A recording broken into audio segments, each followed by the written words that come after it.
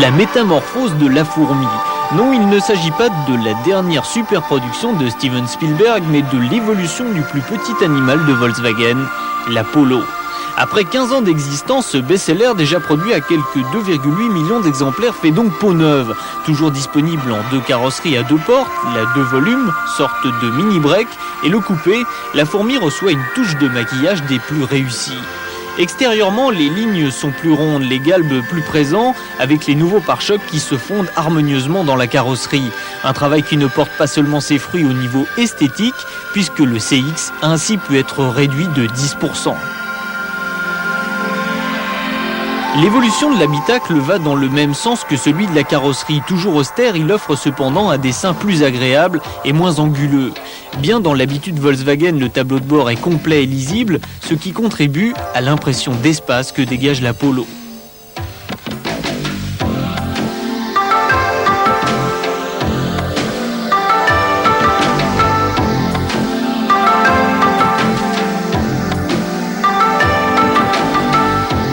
Au chapitre motorisation, la fourmi prend du coffre. L'acheteur a désormais le choix entre un moteur diesel et 4 moteurs à essence dont la puissance va de 45 à 115 chevaux pour la version sportive, équipée du fameux compresseur G développé par la marque.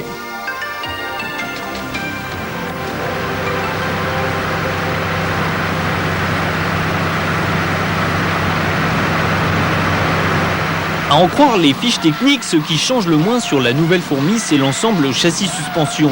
Mais les impressions de conduite sont différentes et les progrès sont supérieurs à ce que l'on était en droit d'attendre. La stabilité directionnelle est meilleure et malgré un durcissement des ressorts de 40% à l'avant, le confort reste très correct.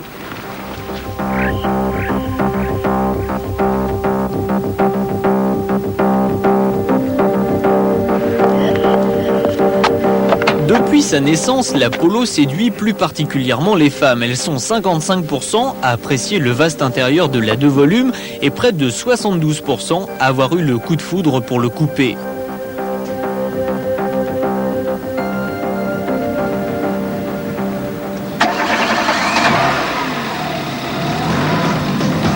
Des chiffres qui ne feront sans aucun doute qu'augmenter, car aussi bien en coupé qu'en break, la Polo offre un agrément de conduite encore supérieur.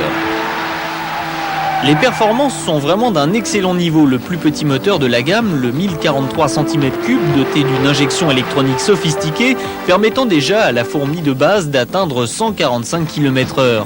Une vitesse d'ailleurs proche de la version diesel, qui affiche en plus des consommations normalisées flatteuses, compte tenu du prix actuel du carburant. 4,2 litres à 90, 5,9 litres à 120 et 6 litres en ville.